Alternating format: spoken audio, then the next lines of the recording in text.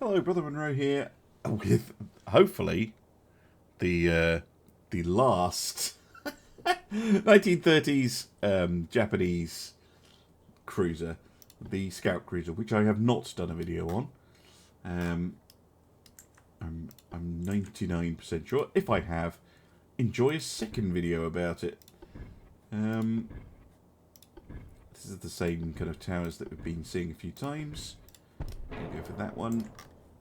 And ooh, these are different. That's a destroyer rear tower. That's a light cruiser rear tower. And then we have a whole bunch of these ones. Interesting. And then the cranes. Alright. Hey there, Sika. So the Taskmaster Community Taskmaster Challenge is just taking a bit of time to actually get done, like for me to actually look at the ships, go through them all, think about them. I'm about 2/3 done on it, so it shouldn't be too much longer before I'm able to get the video out, and it will take me a while to record the video as well, so it will be done, don't you worry.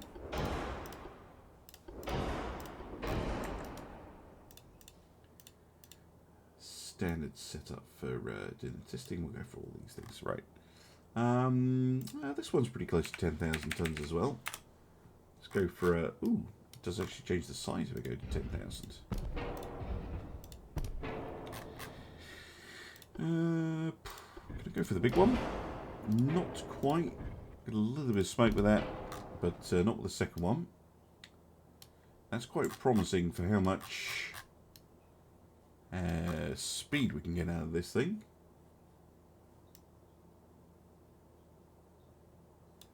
Yeah, 35 knots. That's very respectable.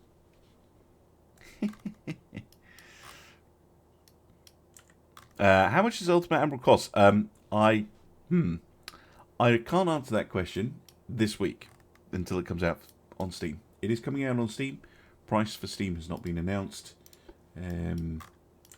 I know how much it is for this version, the kind of early access version, but I do not know how much it is going to be on Steam. Hopefully it's not going to be outrageous.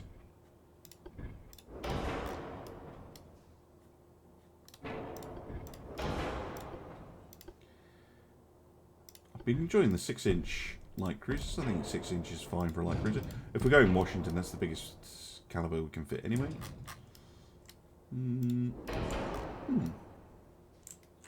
Maybe an ABX 666.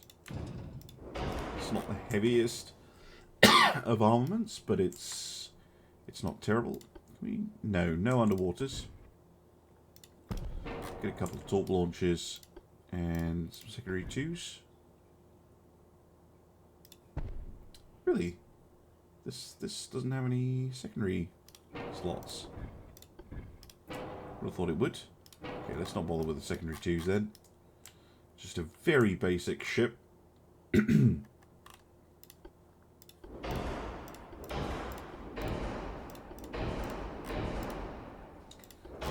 We'll go with tube outer for this one.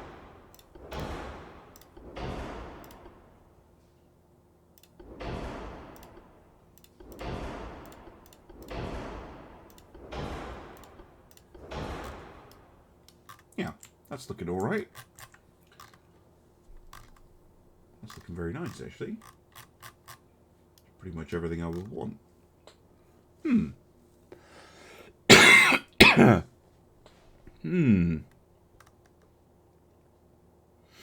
If you want to send a scenario in on this first, check out the Discord. You can type !Discord, and in there you can find a link to the Google form that allows you to send them in, which is now open.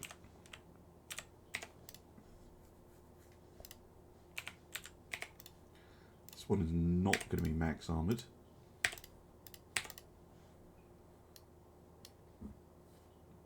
It's still pretty good. And you still have some weight left. Let's go for many bulk kits. And a ring? No. Yeah, I'll go for mini bulkheads. And we'll get a little bit more extended belt.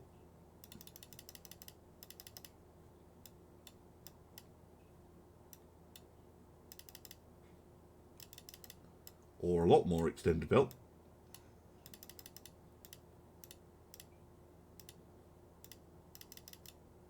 5.5.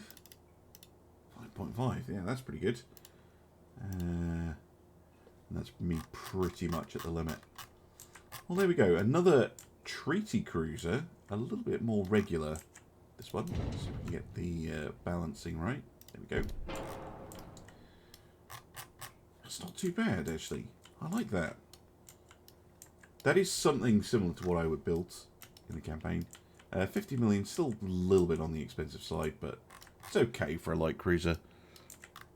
Alright, thanks for dropping by, Cat Spasm. Yeah, a vaguely sensible armor scheme.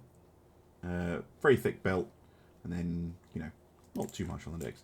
It's a little bit more reasonable than the other light cruisers that I've been building with these, but yeah, I think I like that ship. See how she does.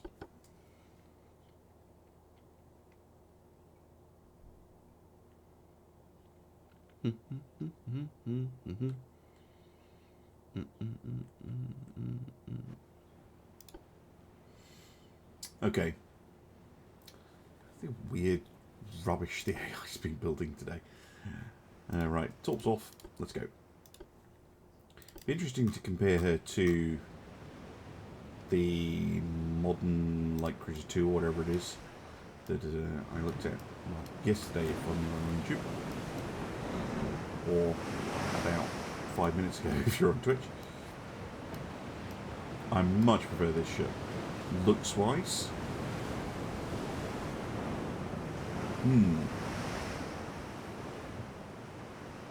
It's a deceptive little thing. Does not look like a 10,000 ton thing. 35 knots, that is pretty good. 6-inch guns, that's pretty good. Torpedoes, yeah. I think could do well. Looks like the enemy is coming in. Again, just oceans of torpedoes. Not so much on the destroyer though. You've got a single twin mount.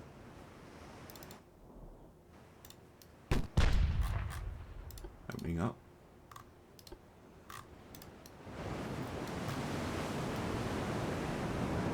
That's probably the most sensible design of the Japanese cruisers. Actually, I like this little thing. Definitely a heavy cruiser, not a glorified destroyer.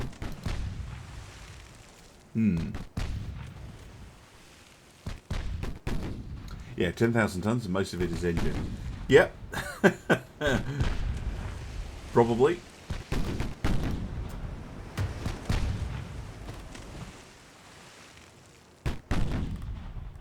Well, we do now have torpedoes being mounted in weird places, Senka, on the Japanese. I can't remember what they're called.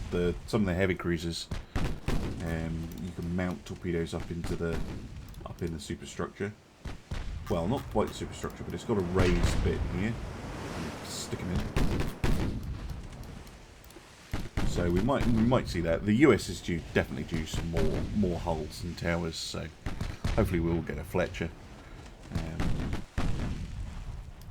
And what's the one with the 3? Is that an Atlanta class with the super duper firing?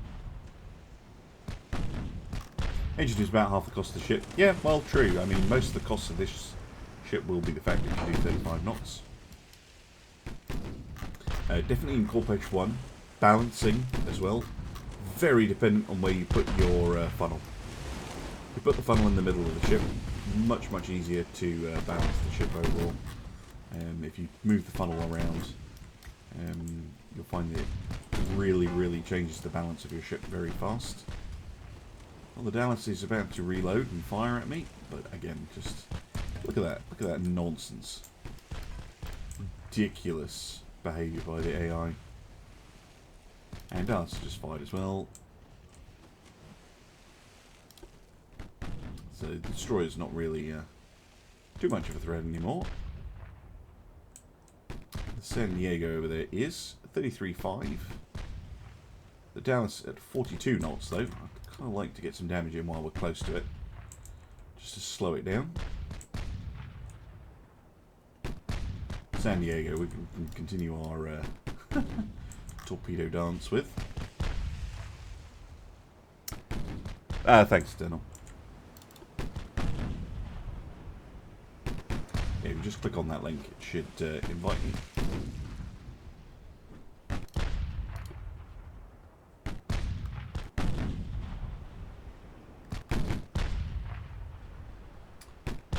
Good.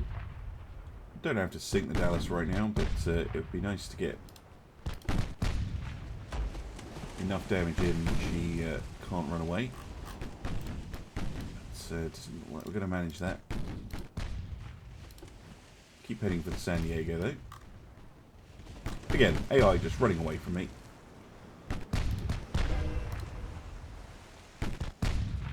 Which, you know, they have an advantage in ships. They have 2 ships to my 1. If they, you know, if San Diego came this way and Dallas came this way and try and get me a cross stall or something like that.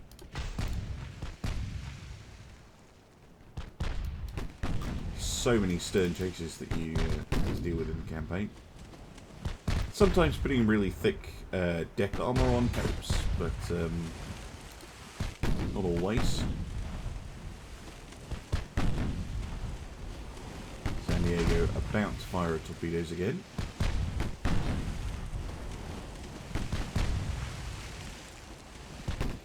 Come on. I know you want to. There you go. Firing all of them? No, not quite. You still have 4 left. Alright.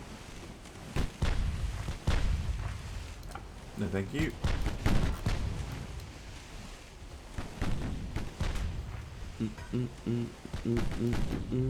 I know. Just want to break your knees, Destroyer. Come back. Yeah. Again, I'm not entirely concerned about sinking her right now.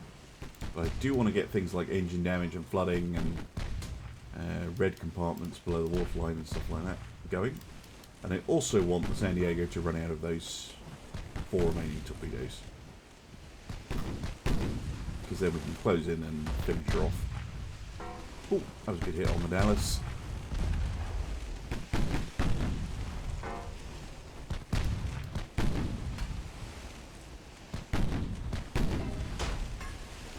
Flooding. More flooding.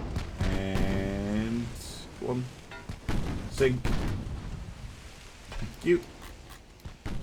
Right. San Diego. Didn't get the X turret firing too. That rear tower, it really does stick out. No light torps. That's the last of them. Thank God for that. Absolutely fed up with that. We're showing a lot. Here we are. Throw HE at them. Even 6-inch. The 6-inch HE will probably be enough to go through their armour anyway.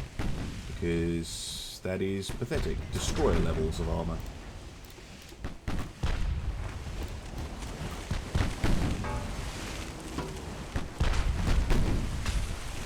Never underestimate the power of tube powder high explosive shells, because they can do horrible, horrible things sometimes.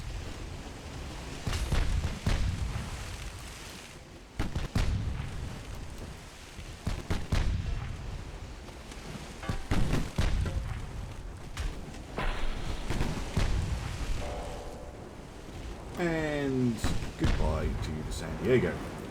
Well, that has been an impressive little ship.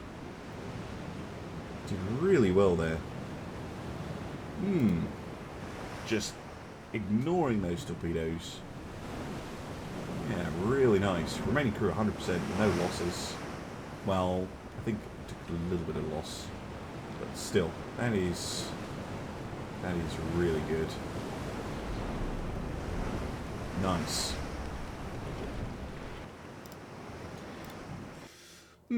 Pleased with that one. I think that's the favourite ship I've made tonight. Anyway, I hope you enjoy that, those of you on YouTube. And I'll see you again for some more Ultimate Admiral Dreadnoughts. Bye for now.